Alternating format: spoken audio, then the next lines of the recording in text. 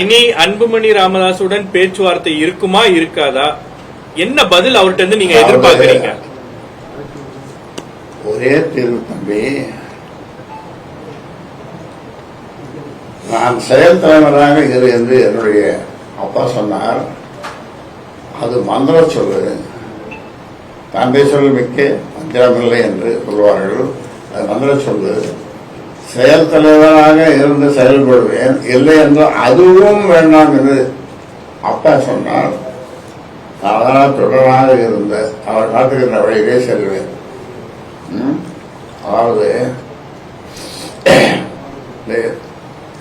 இதிகாசம் புராணங்களில் உங்களுக்கு நம்பிக்கை இருக்கா? இருக்கு இல்லையா? உங்களுக்கு நம்பிக்கை இருக்கா? இருக்குது. அந்த ராமாயணம் படிச்சிருப்பீங்க, நீங்க கபாலமான படிச்சிருக்க மாட்டீங்க, டிவியில் பார்த்துருக்கேன். அதில் ராமனை காட்டுக்கு போக சொல்லி எத்தனை வருஷம்? 14 வருஷம். யார் சொன்னது? தசரத சக்கரவர்த்தி தந்தை. 14 வருஷம். அப்போ ராமனுடைய முகத்தை கம்பர் வர்ணிக்கிறார். எப்படி வர்ணிக்கணும்? அன்றளர்ந்த தாமரை போல். என்ன அர்த்தம்? இன்றைக்கு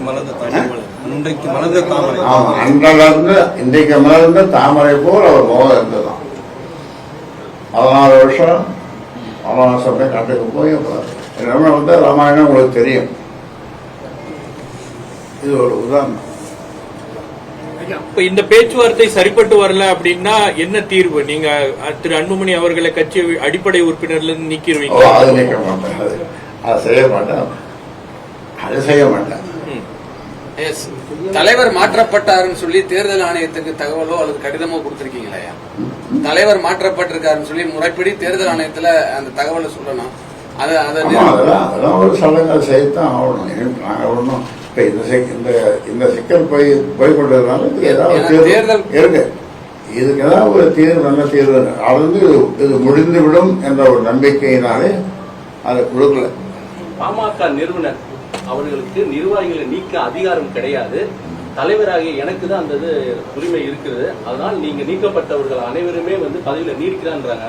நிர்வாகத்துல யாருக்கு அதிகாரம் இருக்கிறது?